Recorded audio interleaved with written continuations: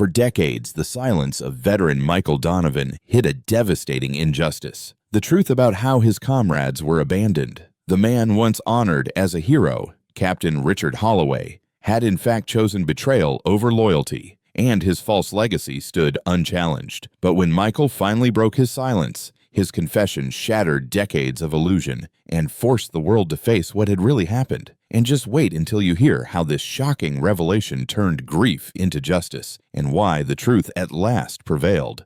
For more than 50 years, Michael Donovan lived in a cage of his own making. To the world, he was just another aging veteran of a long-ago conflict, a man who kept his lawn neatly trimmed and nodded politely to his neighbors when they waved. He wasn't unfriendly, but there was a distance about him, an invisible wall that no one dared to cross. He attended community events only rarely, and when he did, he lingered on the edges, never in the center. People described him as courteous, disciplined, but somehow unreachable, as though part of him still lived far away, in a place they could not see. Behind his quiet eyes, however, burned a storm that had never truly ended. Every night, when the town slipped into peaceful sleep, Michael would sit alone in his modest living room, the dim glow of a lamp casting shadows across the worn furniture. He carried a memory that would not fade, no matter how hard he tried to bury it. The weight pressed on him like an iron chain, a constant reminder of a single moment that had rewritten his life and the lives of so many others.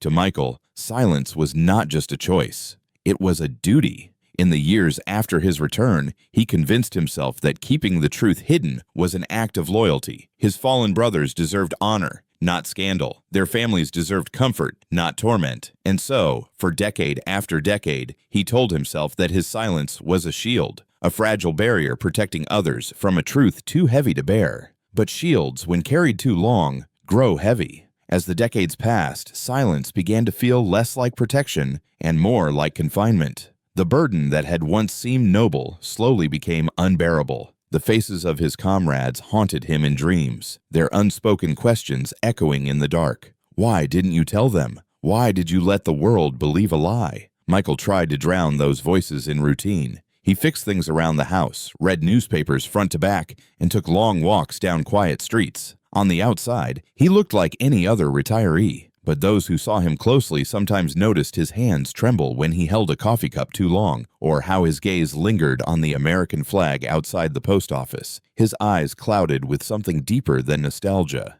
And then came the day he could no longer hide. It wasn't planned. He hadn't written a speech or prepared his thoughts. It happened at a gathering of veterans, men and women who had walked through fire and carried their own scars. The air in the hall was heavy with shared history, with unspoken understanding. Michael sat in the back, silent as always, until a moment of reflection turned into an open floor for anyone to speak. He stood. His legs felt like lead, his chest tight as if bound by ropes. For a long time, he simply looked around the room, at faces both familiar and new. And then, with a voice that trembled but did not break, he said the words that shattered half a century of silence. "I can't keep this inside anymore." The hall, moments earlier filled with the low murmur of conversation, fell into complete stillness. Michael's words, "I can't keep this inside anymore," hung in the air like a challenge, daring anyone to breathe. Dozens of eyes turned toward him, brows furrowed, waiting for the man who had barely spoken in years to continue. He swallowed hard. His palms were damp, his throat dry, but his voice carried a quiet conviction that no one could mistake. "It happened during the spring of '69, he began. "Our unit was ambushed. We were surrounded. Some of us were wounded badly, but it wasn't the enemy that sealed their fate.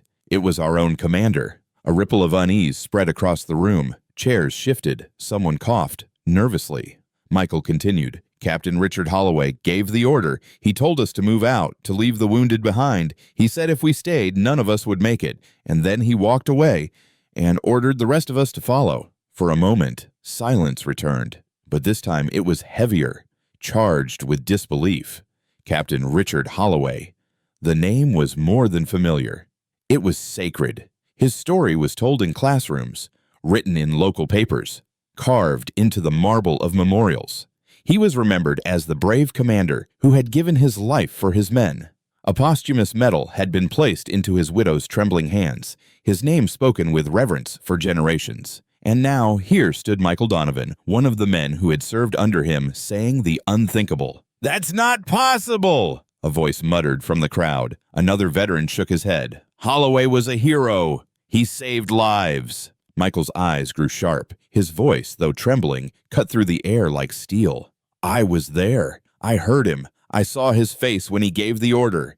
I saw the eyes of the men we left behind as they realized what was happening. Don't tell me it's not possible. I lived it." The room erupted in whispers, sharp exchanges between those who refused to believe and those who sat frozen, unsure what to feel. For some, Holloway was untouchable, a symbol of sacrifice, honor, and valor. For others, the certainty in Michael's tone was impossible to ignore. "Why would you say this?" an older man demanded, his voice shaking with both anger and confusion. "Why now? After all these years?" Michael's jaw tightened. "Because silence has eaten me alive. Because I've honored a lie longer than I can stand. And because the men we abandoned deserve to be remembered as more than shadows lost in someone else's story." A heavy hush descended once more. For the first time in half a century, the legend of Captain Holloway wavered. The foundation of his celebrated memory cracked, revealing a darker truth beneath. Some in the room clung to the myth with trembling hands, while others sat in stunned silence, their loyalty battling against the raw weight of Michael's confession. And Michael, breathing heavily but unflinching, repeated once more for everyone to hear. "I saw him give the order. I heard his words. I saw their eyes as we walked away." Michael's confession struck the room like a storm tearing through still waters. The echo of his words hadn't even faded before voices erupted from every corner. "You're lying," one man shouted, his fist trembling on the table. "How dare you say that about him?" Another barked, his face flushed with rage. But not all voices were filled with fury. Some cracked with sorrow instead. A woman in the front row buried her face in her hands, whispering the name of a brother who had never returned. Another veteran lowered his head, eyes wet, remembering the faces of friends lost in that long-ago ambush. The hall was no longer united in shared memory. It was fractured, divided between those who clung to the legend of Captain Holloway and those who could not silence the possibility of truth in Michael's trembling voice. Yet the deepest anger did not come that night. It came later when the story spread beyond the walls of that gathering. Families who had carried folded flags for decades, who had spoken of their sons, husbands, and fathers with pride in their sacrifice, now faced an unbearable new reality.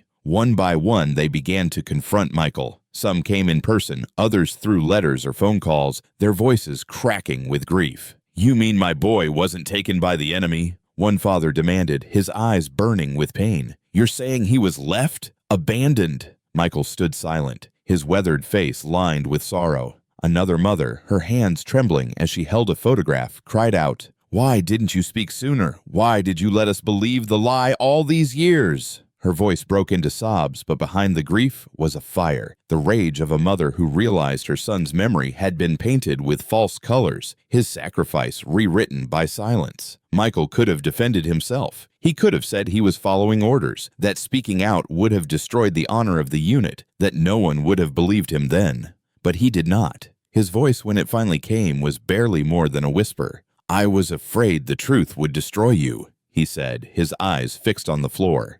"But the lie was destroying me." The words did nothing to soothe the fire in the room. Some wept openly, clutching the memories of loved ones who had been stolen not only by war, but by betrayal. Others lashed out, furious that Michael had chosen silence for so long. Rage and grief intertwined until they were impossible to tell apart. For many, the man they had once called a hero now stood exposed as a coward who saved himself at the cost of others. For others, the true weight of tragedy came not from Holloway's order, but from the decades of silence that followed. Michael bore every word without resistance. He did not flinch when accusations pierced him. He did not protest when grief turned to anger and anger to blame. He stood as if accepting punishment he believed he deserved. And yet, in the midst of the storm, his confession had already changed everything. The families now knew. The silence had shattered. The anger, though fierce, was proof that the truth could no longer be buried. The truth could no longer be contained.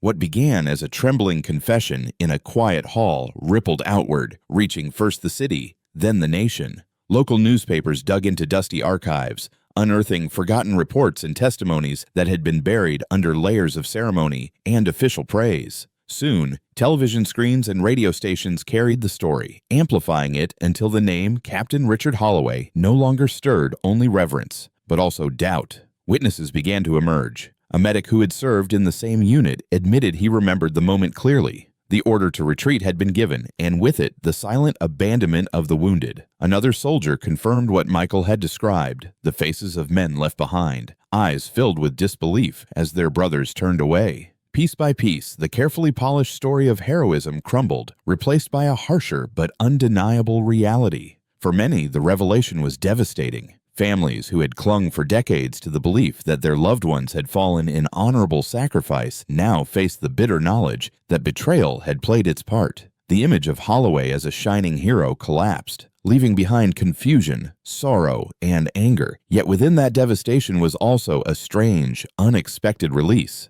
Mothers who had spent sleepless nights wondering what really happened to their sons finally had an answer. Fathers who had buried questions deep inside their hearts now understood the silence that haunted the veterans who returned. Wives who had lived with grief found that the truth, painful as it was, gave form to the void that had consumed them. Even the veterans themselves felt the change. Many had carried nightmares for years, images that refused to fade, voices that echoed in the dark. With the revelation, the chaos in their minds gained shape. They could finally speak of what they had seen without being dismissed or silenced by the myth of heroism. They were no longer alone in their memory of that night. And then there was Michael. For half a century, he had lived behind walls of silence, afraid that the truth would destroy others while it quietly destroyed him.